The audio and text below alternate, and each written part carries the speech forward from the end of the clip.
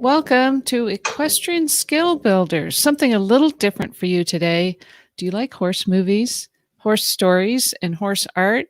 We're going to talk with Lisa Diersen, director of the EQUUS Film and Arts Fest. So stay tuned.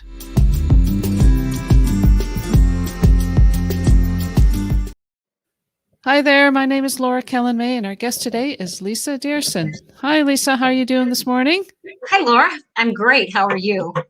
I'm good, thank you. Except for this, we're in a lockdown here. I'm in Ottawa, Ontario, Canada, and we're in a lockdown.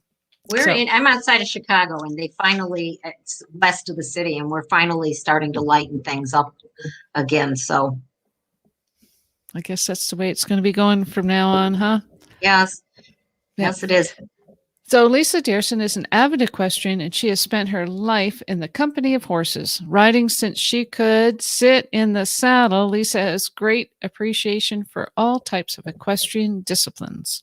She is the founder and director of the EQUUS Film and Arts Festival, and the EQUUS Film Festival empowers storytellers to show the rich history and diverse tapestry of horses in human culture through equestrian content, film, art, and literature.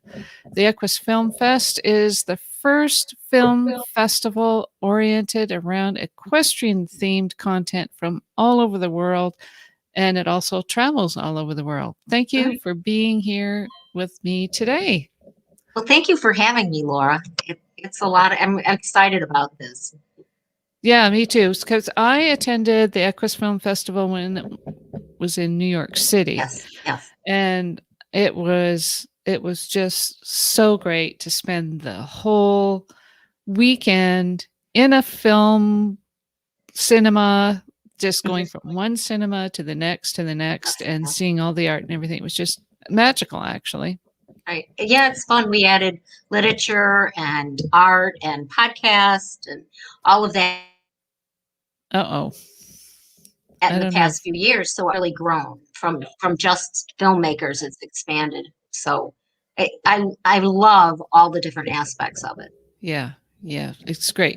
So I would like to welcome everybody to Equestrian Skill Builders. If you'd like to improve your riding and training, win more ribbons at your next horse show, or generally like other horsey-related stuff, then you're in the right place, because we talk about all those things, bringing information from equestrians for equestrians. And my name is Laura Kelland-May.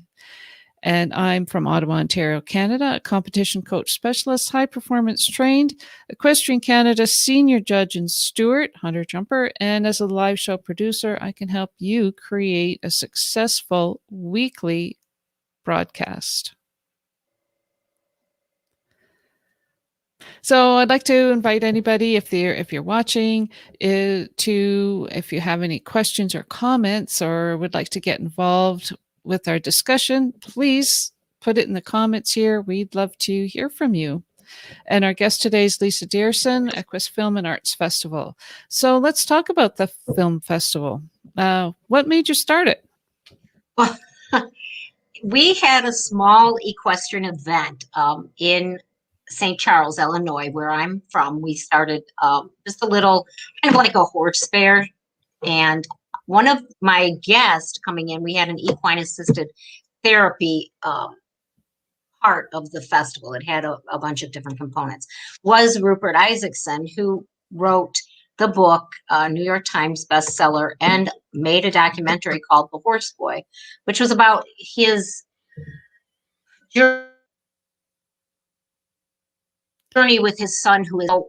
After seeing that film, I thought everybody needed to see that documentary, because I don't feel that people with the normal public empathizes enough with people who deal with children who have special needs. I just don't think that people understand that when they see a kid having a complete breakdown in the morning. I'm reading a breakdown in the grocery store, that they understand what's really that the core, it can be deeper than that. So I thought, well, gosh, we had this festival, Rupert's coming in. So I reached out to one of my friends who owns a little theater in town, and I said, how can we show this film in your theater?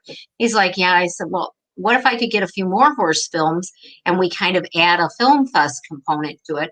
And he said, sure, go ahead. He didn't have anything planned for the theater that weekend. So the first year I had 30 films in the festival. You got ranging 30 from, films? I did. First, The how, first like, year.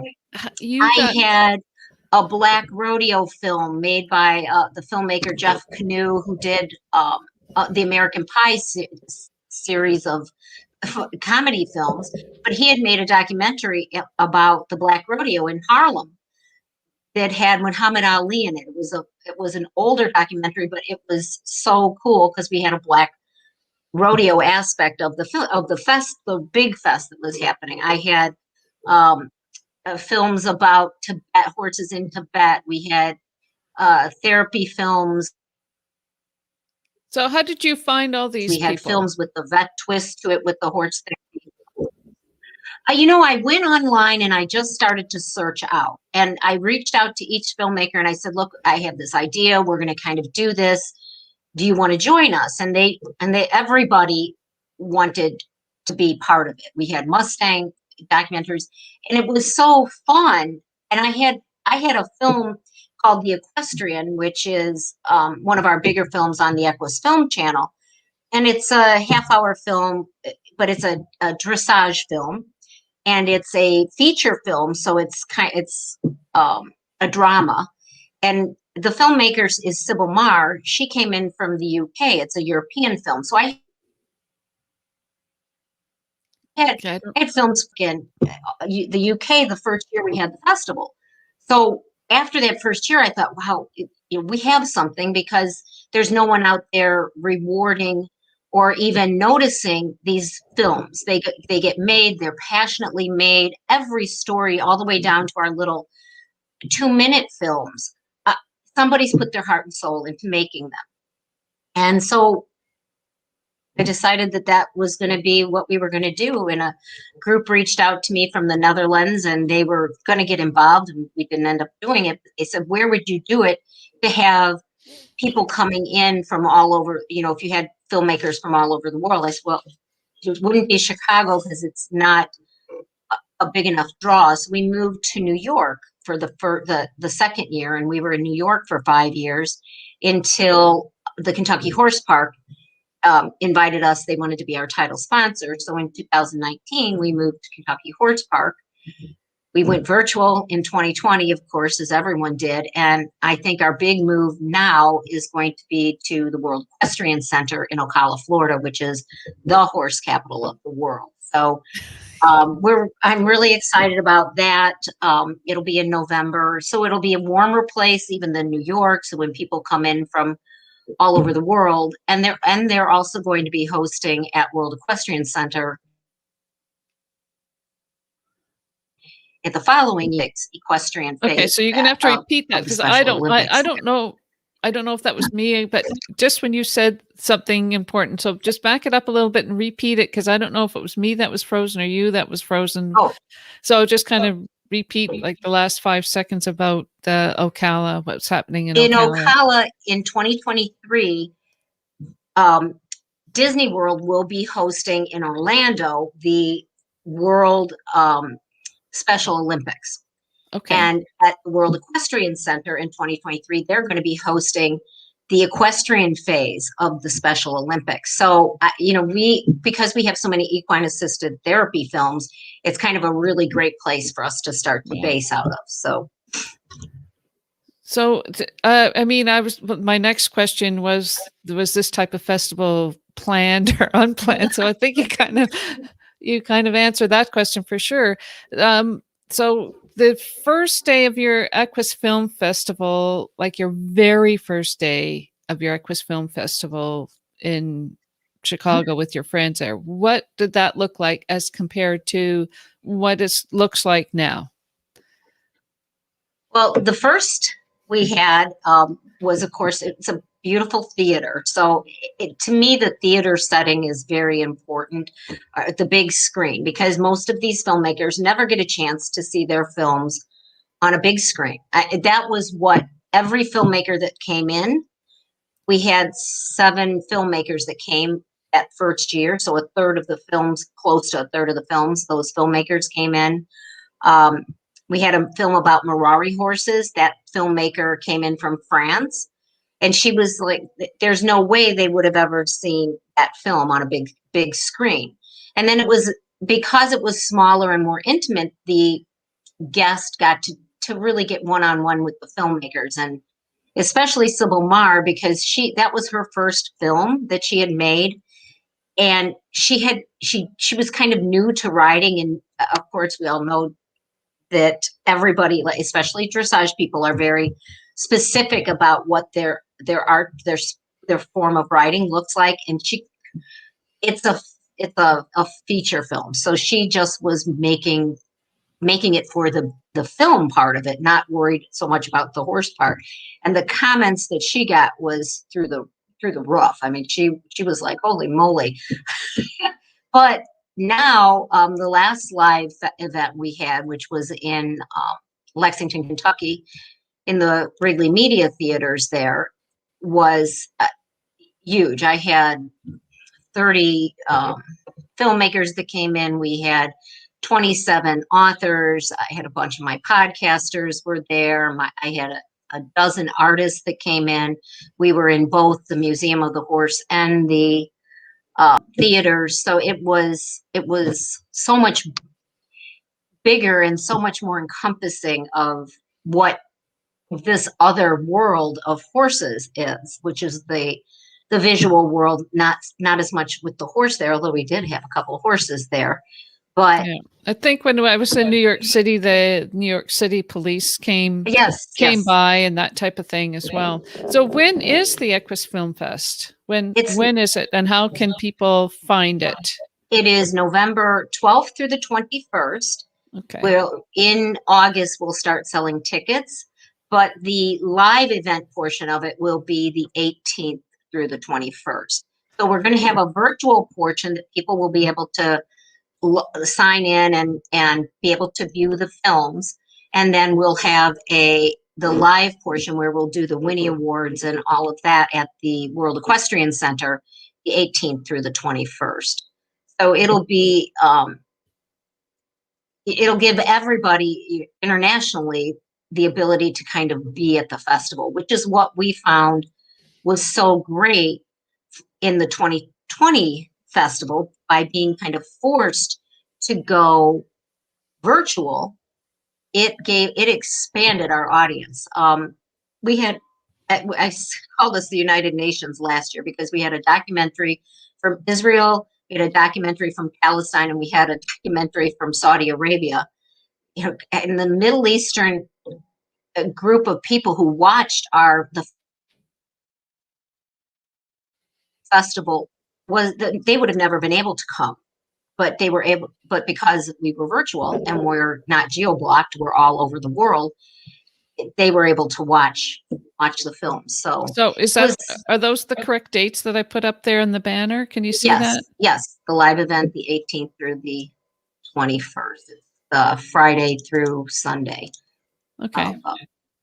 And it's virtual, so it's online. It's online from the 12th to the 21st. Okay. And go ahead. I'm sorry.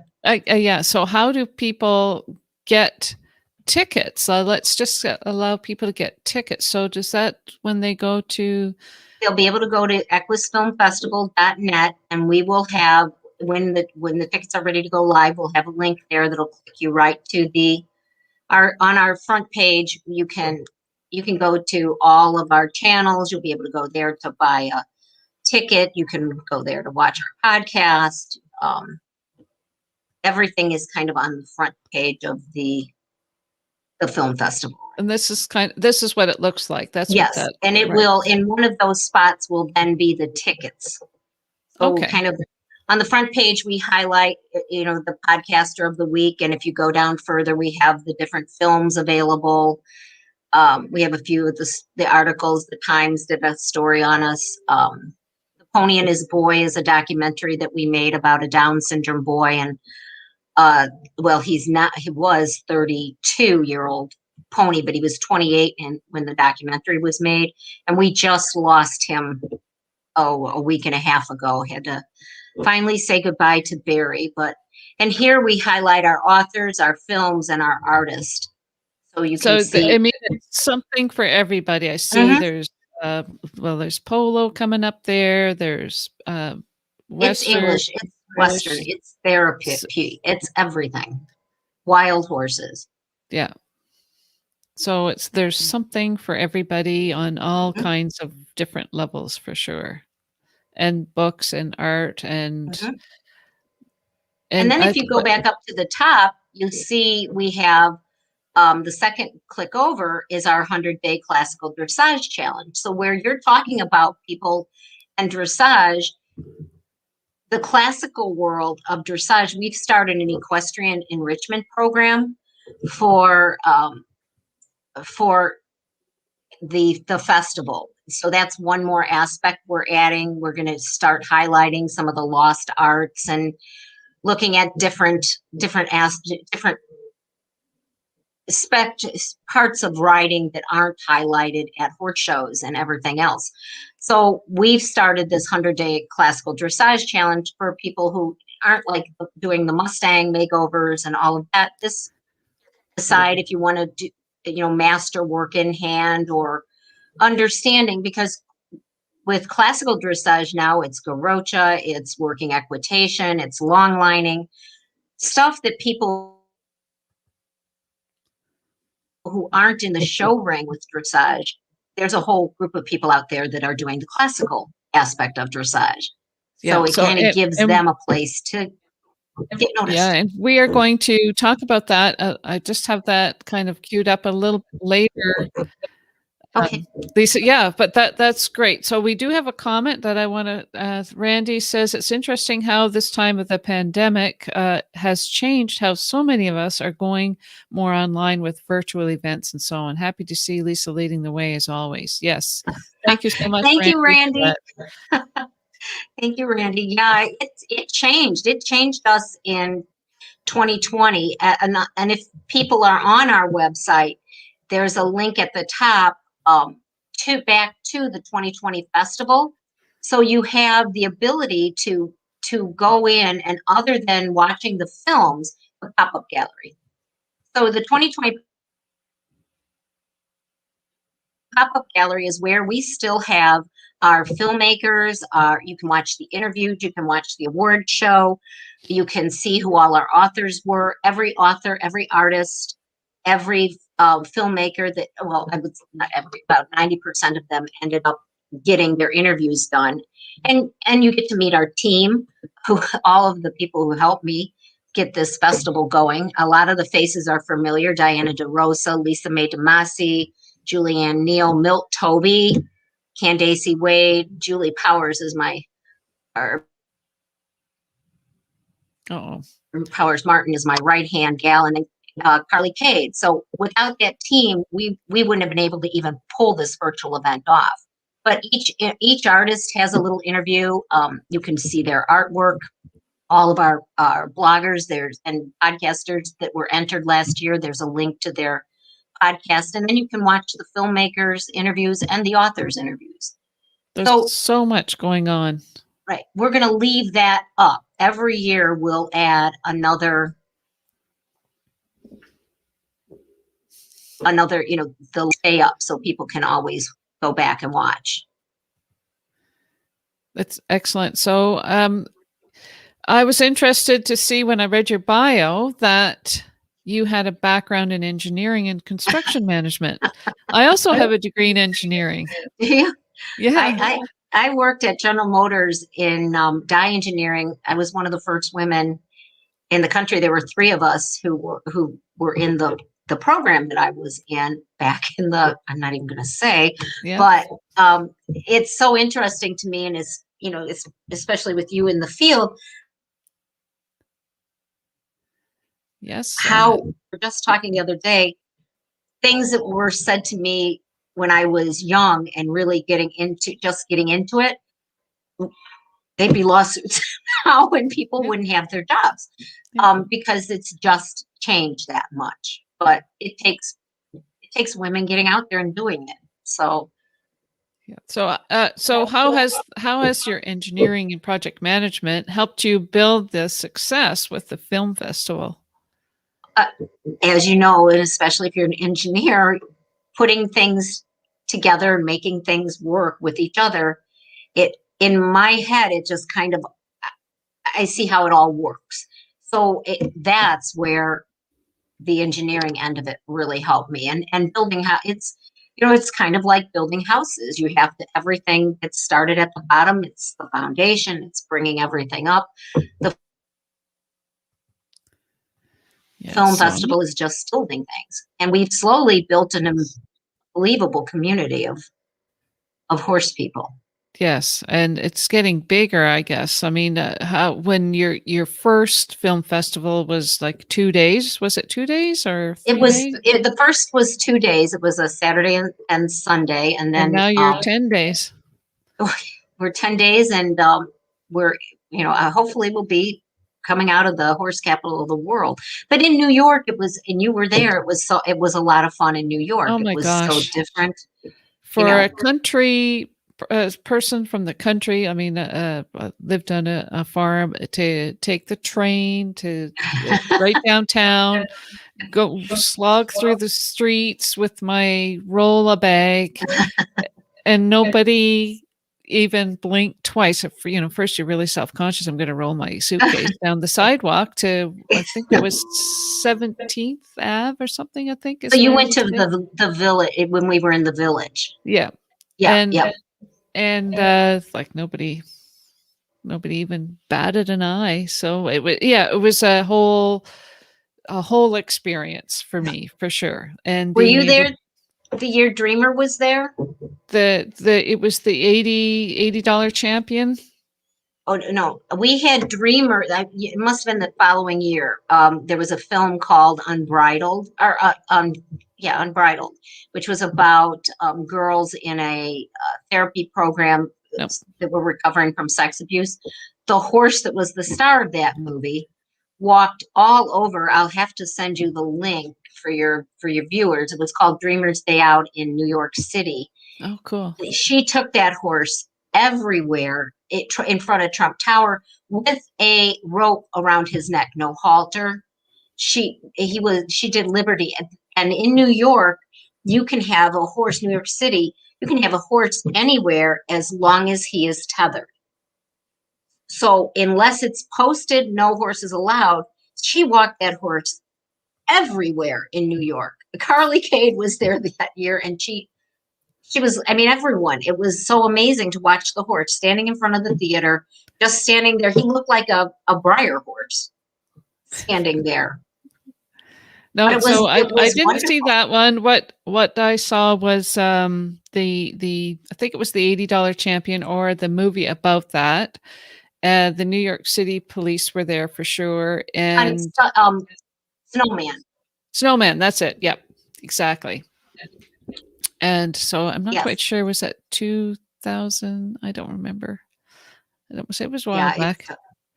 But yes, it was really, really, it was so much fun. And then we went to, there was like a pop-up gallery above a restaurant. Yes. And there was a woman with, there was artists, there was authors, there was a meal. Mm-hmm. It was beautiful, and the awards were also there as well. And you sit down to watch the awards, and one of the producers and filmmakers is sitting right beside you. Right. It's fun for people. I put the little link up for Dreamer's Day Out. Perfect. It's just, there's so much, and that's one of the reasons why we moved to the horse park, was to be able, because we're not just film anymore. The first year we were in New York, we were in Harlem in a beautiful theater, and I had a nice lobby there where we could have the few artists and the authors. I had an artist, Beatrice Butol, who came in from Portugal. She did our poster that year. I could have the few authors. The first author we ever had was Never Say Nay, the book Never Say Nay. That book was there. And then, but everything could be in one place. And then when we moved onto the village side, into the Lower East Side, then we no longer could have everything in one place. We had that pop-up gallery 2 blocks away. And I think I did 100,000 steps every day going back and forth in between the two venues. So moving to the horse park, when the horse park wanted to become our title sponsor in Kentucky, it was nice because the pop-up gallery got to be in the Museum of the Horse, which was just across the parkway of the theaters, in the Wrigley Media Theaters, in their main building. So people Horse Museum at the Kentucky Horse Park. And then they also, in the visitor center where the 2 theaters are, they got to watch the films. So it was nice having it in one place, which will be, a big plus when we're at the next step at the World Equestrian Center, because then the filmmakers, everyone can stay in that hotel and everything is in one place. We did And that. there's a lot of horse people down there as well, Yes, right? yes, yes. Very It's the horsey. horse capital of the world. Okay, so I've got just to stop here. I want to and I want to share the screen where Dreamers Day Out is, so just people can see it, and they can go there if they'd like to. It's something. So She did a wonderful job with that, Lindsay Partridge. Yeah, so it's a short movie. Let me just do this. So I'll just play a little bit of it here so you can see. There she is in New York City. Oh my gosh. We're worried about walking alongside of the road with a car going by once. Yes. Oh my gosh. Wait, it just, she's looking at the Statue of Liberty. It's just amazing. Lindsay Partridge is an unbelievable horse trainer. I got so much respect for her after she was at this event. It's a special horse too. Yes, he's got to be special horse. Yes. So that's Lindsay Partridge, you say? Yes. Harmony Horsemanship. And then Ride TV did a documentary on the film festival, so they got to go along with her a little bit. Oh my gosh. The dogs must have been nuts to see the horse too. Oh, and they're sliding down with the, oh my gosh. That is excellent. I love it. Well, and we had Apple, we had a film called, look in the Trump Tower. We had a film called Rockefeller Plaza, I'm sorry. Called Apple of My Eye, which is about a miniature horse and a guide horse, being a guide horse, a little miniature horse as a guide horse. And they were able to, that mini horse went everywhere. It was in the theater, sitting in the chairs. It was at the counter getting popcorn. They had a blast with Apple. So, these young trainers that are kind of thinking outside of the box. You saw the first wave of this in Europe years ago. And Emma Massengill, who is from the UK, we've had quite a few of her films and documentaries, and she works with Horseware Ireland. She makes all these amazing little short ads for them with her mini horses, and she's unbelievable with how she can take groups of untethered horses, ride them. She took 6 horses to an island. The documentary is called The Island Project. And 4 of them had never been touched before. She took the 6 horses there. 30 days later, brought everybody back, trained, filmed the film, bridleless trained. I mean, not just trained. They were bridleless. These girls, they get out of the way of traditional training. They don't even think that way anymore. Excellent. Okay, so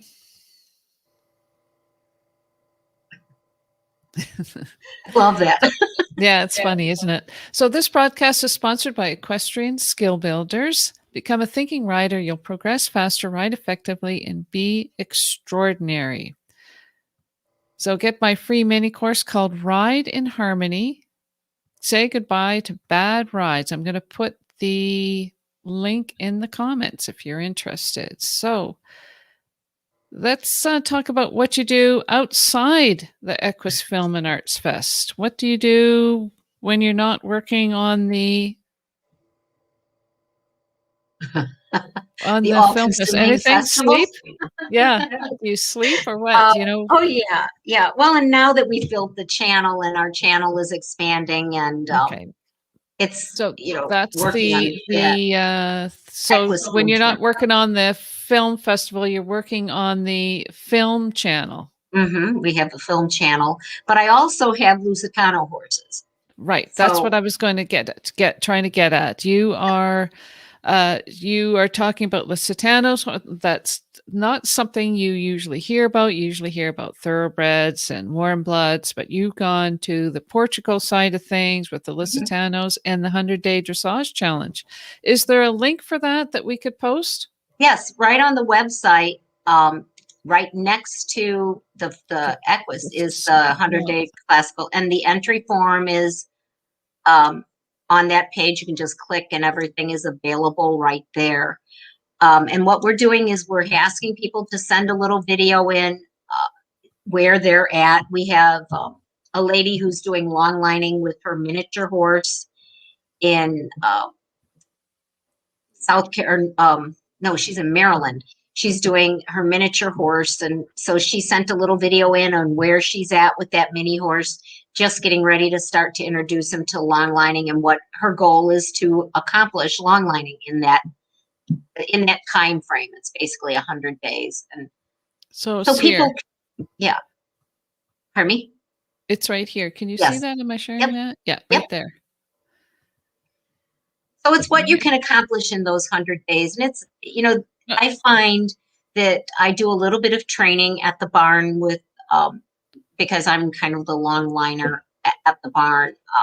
And when people, you as working with helping people get over problems, I have some people that the best thing to do is to get them off of the horse for a little while and reestablish a connection between the horse and the rider. And so we do that with long reining, and I work with people helping them get, just take that time to reconnect with your horse,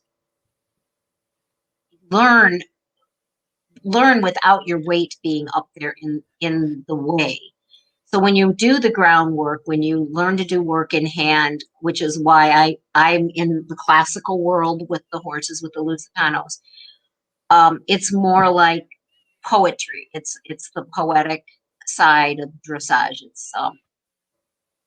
It's right. dancing with your horse. So, do you have to have a Lusitano for this? No, we have miniature horses. We have thoroughbreds that have been entered. We have a gal in the UK that's entered, kind of a Luso cross. You can do. People get so hung up in these words in dressage, or if you're a Western rider in a Western saddle and you're walk, trot, and cantering your horse, you're doing dressage. Whether it's it's the basics of riding. So each, after you walk, trot, canter your horse, everything goes off in the direction it wants to go. Basics. And it's just the different ways of looking at the different basics. And teaching people not to be afraid of the words and more about building the relationship with the horse. So what benefit would they have of taking part in the 100-day dressage challenge? Are you going to do it? Oh, I'm actually, I'm coaching a girl that's doing it with her. She has a medicine hat, Art Deco Oldenburg. Cool. Stunning leader that she's had some issues. Pardon me? That's very interesting. So he's got a color on his head. Yeah, she's gorgeous. She's almost 17, and she's had problems riding the horse. So we've stepped her back, and so she's going to do this. So yeah, it's fun. And Jill at her barn has 4 or 5 of her students, which kind of surprised me, are wanting to do it. So we have one barn up in Michigan that quite a few of the people are gonna do one team thing to do a quadrille. Um, Cool. they've never Interesting. done that, so it's just a little nudge to people. But we've got awards, and some of my you know um, there'll be prizes. So but it's more to build the community and build awareness for Right. the For classical the, yeah. element. So this is kind of like the working equitation type Hmm. thing, but Right, also the classical right, Baroque. right. Yeah. Now So tell, and I was working going to, equitation, yeah, I mean that's a beautiful growing sport. It's so much fun. Have you seen any of it or done any of I've it? seen it, just a demo of it, but it looks like a lot of fun. Oh, here's the form for more info. I just found it. Oh, So there yep. was the link, but then there's also this too. Hmm. Yeah, you can get that right there. Yes, I've seen some demos of it, and actually we traveled to Portugal Oh, a few years ago, and we were riding our bicycles actually, and we went through areas. We went to I think in Golega, where the big, Goliga, yes. yeah. You got So to go to Goliga and you weren't riding? yeah, I was riding a bicycle. Yeah. So we went there. So one of my goals is to go back there when the horse fair is on. But that culture is very, Oh very yeah, steeped in it's like the culture amazing. of the equestrian. You see them everywhere. Hmm. Yep. Yeah. South of France is the same way. It's just, it's a part of life. We in this country think of horses as things that people elite can do. Where we do a lot of work with Brook USA, which is the organization that teaches the rest of the world how to care for their working equine. Well, you get outside of the United States, there's working equine everywhere, from donkeys carrying bricks at foundries to or brick factories to the ponies that are still going into mines. So it's only here that you don't see. Our big deal is the carriage horses or the Havasupai horses in Arizona, and What's kind of a that okay? was So just a second. What's a Have Supa? What's the Have Supa horses? Havasupai horses Have Supa. in Arizona is there's a beautiful at the Grand Canyon. There's a beautiful trail. They go down to the bottom of that trail, and you go to see these beautiful blue falls, the Havasupai Falls. Well, Okay. at that, I'm going to find a link here for you all. At that same place are these is a Native American tribe that runs the horses that go up and down that trail carrying those bags, because the only way to get down there is this one single trail. And it's the abuse of that those horses go through is Outrageous. Yeah. it's horrible. And and that's another thing where it's um the pandemic kind of stopped the travel, so some of these horses finally are being taken care of a little bit more. They're not They're having to getting a go up little and break down. now. Yeah. They are, but I mean, if a horse dropped over, there's going down watching these horses go past, and if a horse trips and falls and can't get back up, they take the tack off and they push the horse over the side of the ledge. I mean, That doesn't it's seem right. horrible abuse. And we actually did a documentary on. I'll have to find that and send it to your page. We did a documentary on the Havasupai horses. We have a Julianne Neal, who is one of my team members, is also a really good filmmaker, and we have what we call the Spotlight Rescue series, where we focus on equine rescue happening around the world. And so whether it's, you know, horse abuse or horse rescuers, will do little short public awareness pieces. So all these things that you're And so we talking may have about, about 10. all these things that you're talking about, all these different movies and documentaries, they are available to be shown at the film festival, and people can get involved and actually meet the people who make the films and are involved with these rescues. So how do people get involved with it? Well, what we do is when I finally found this, when we have, like, if you link up, there's Okay. always, we try to post up places where people can, you know, who can they help, or, you know, just bringing awareness. There's one woman in Arizona who has for 10 years carried on the fight for these horses. And to me, I could go out and scream and yell and protest the wild horse roundups, or I could go out and protest Right. horse abuse somewhere. And it's just my one little voice, my feet. Or I can create a place where all of these films, people who make little documentaries, even if they're 10 minutes long, that somebody shot with their iPhone and iPad and taken the time to put it together to tell this story, we can put it on in the festival, and then we can bring global awareness to these issues, and it not just be, this is just what's happening right here. Like, you can see the little trailer. So the 2017, you click the little trailer, but yeah, the 2017 version of this had 10 different stories. One was about a place in Meadville, Pennsylvania called the Hanging Barn. And we actually went to Meadville and did a tour stop there. These horses, there were, I think 12 Paso Fino horses that were literally hanging from the rafters when they were found. The guy, instead of taking the time to trim their feet, to do the care for them, he was a bit of a religious fanatic, would put big straps around these horses' bellies and lifted them off of their feet and would feed them enough food and enough water so they didn't die on him, and kept them in the barn like that for years.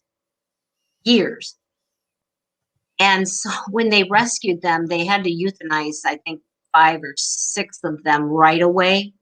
And the story that we tell in this documentary is about the horses that survived and that are in loving homes now and that. But I mean, so there has to be. Did I hear you properly that he slung, put the horses in slings so that he didn't have to do their feet, or so he could. They didn't do, because he didn't do anything to them. Fed? Mm-hmm. I don't understand that. I don't understand it. Okay. Well, that's, so these are the types of things. And Yes. I guess if people would want to become filmmakers, like you say, that's simple now with, well, I shouldn't say simple, but they can, even with one of these, and they can go to the EQUUS Film Festival site and submit. It's always something that they can do. I know that I'd like to put my webcast on as well, so I'm hoping that they'll be up this week. Yeah. So submit it to you as well. So I'm just still I know the horses. I can't think of anything now because of what you just said. So that's. Well, I'm gonna pick your heart up a little bit, okay? Okay, so good. You talk about just using your iPhone. I just sent you a link to a little documentary about the pony we just talked about, called Pony and His Boy. So Josh was at the time an 8-year-old Down syndrome boy who was completely terrified of being in the barn, being around horses, being around dogs. He's my stepdaughter's son, and he was just terrified. And so we were out walking in the field one day, and Josh finally came out. I had all my mares would be in one big field. I'd have 20 or 15 Lusitano mares and their foals out there, and Barry kind of always hung around with all the horses. And so Josh walked out with us one day. Julie was going to get her mare Havana, and as we were doing this, Josh wanted to do a little video because his dad was out of town. So Julie got her iPhone out. I said, okay, Julie, video us, and he can wave hi to his daddy. And I said to Josh, Josh, you want to get on Barry? And for some, who knows what the reason was, Josh said, yes, me ride Barry. I didn't even think twice. I grabbed him, put him up on Barry. We walked around for a few minutes bareback. He's waving to his dad. Hi, Daddy.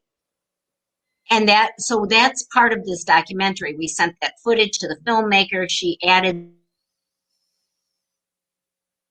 that iPhone footage. But when you're telling these stories, that's kind of the way they get told. They get told just like they used to be with, old documentaries where you would see the black and white reel flipping by, or the, a lot of photos in it. But those stories need to be told, and there's filmmakers out there that can help. If somebody has, say, a very special horse they want to tell a story about, there's somebody out there, and there's so many tools available to help you learn how to put something together, movie maker products, that you can tell your little story. The YouTube, that's why YouTube is great. Why and they may be little stories, but they are powerful stories. They reach so many people, and you have the foundation of where they could be reached. Yeah. So exactly. I like that. And we curate it. So you're not just on YouTube going, where's a good horse? What can I see about horses? We have curated a home for people to come to, and with the EQUUS channel. Oh. Right. So let's just go back to the EQUUS channel. I want to put that back up there again. And so this is it's like a kind of like Netflix for horses. Yeah. So where is that now? EQUUSFilmFestival.net. Let's just go there, and I'm going to share that, remove that one, and share this one, and we'll just talk about this. Share screen. EQUUS Film and Art Fest. Share. And so the EQUUS Film channel, is that? They can just click this one right here. Or either way, it takes you to the same place. Okay. There's so many, they've created so many click-throughs to get to the same place, so that people, get there. So this is like Netflix for horse.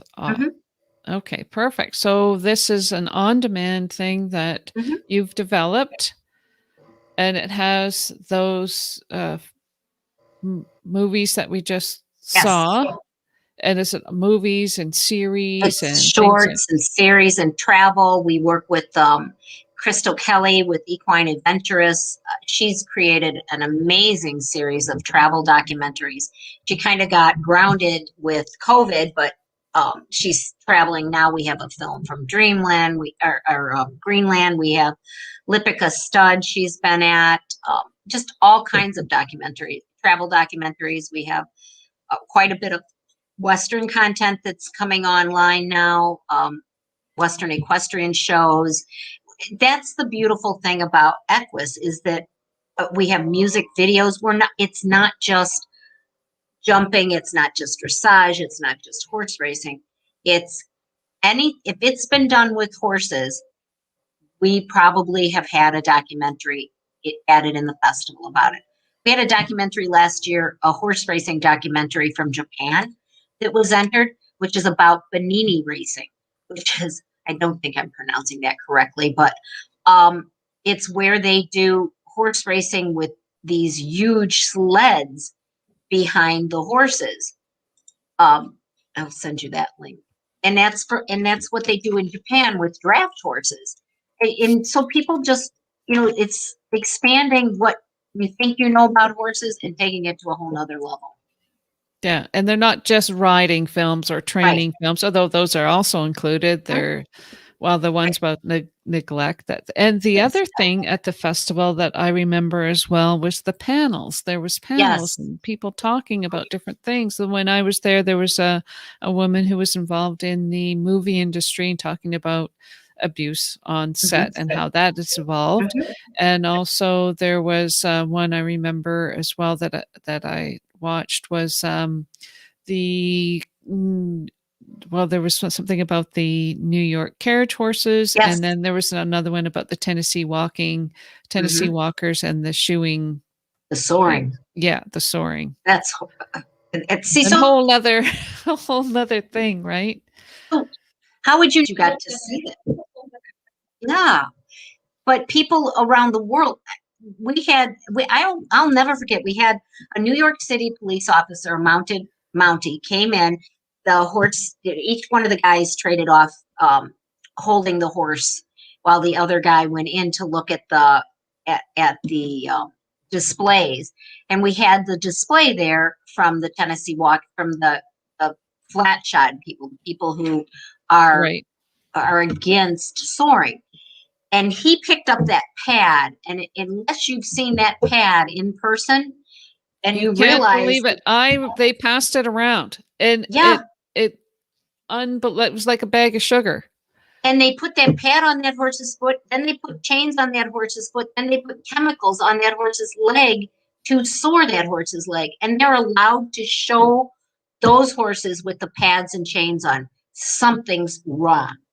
So that's another thing where we try to bring awareness.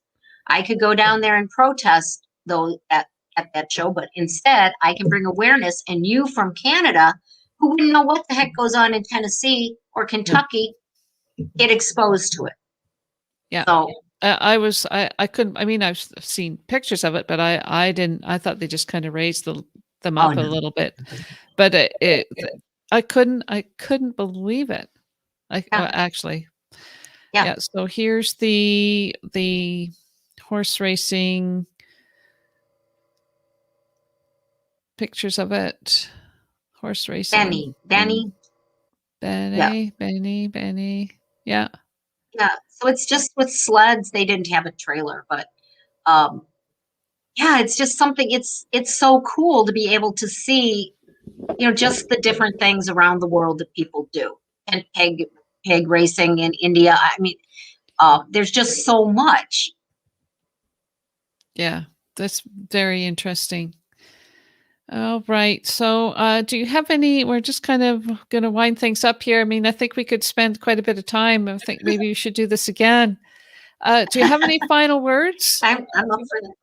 Yeah. No, just check out the EQUUS Film channel. Check out the EQUUS Film Festival. If you want to make a movie, do it. Just do it. Just take your story and do it, because you'll be amazed how many people it will resonate with. Yes. And thank you so much, Lisa. Really appreciate you being here with me. And final words from me: become a thinking rider and understand your horse. You'll progress faster, ride effectively, and be extraordinary. So go use this stuff and go hug your horse. Thanks now. Bye.